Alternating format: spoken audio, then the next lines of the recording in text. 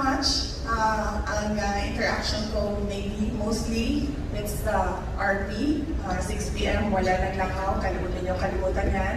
And paano magluto ng okra na tama-tama lang yung pagkaluto sa kanya, boiled okra sa army. Hindi siya malambot, hindi din siya hilaw.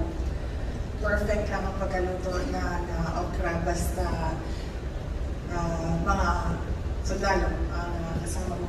Sa Navy naman,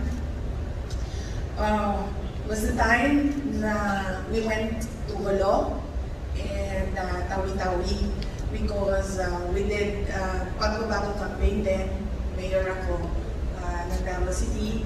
Tapos pumunta kami and they really took care of us. Wala akong nasabi kasi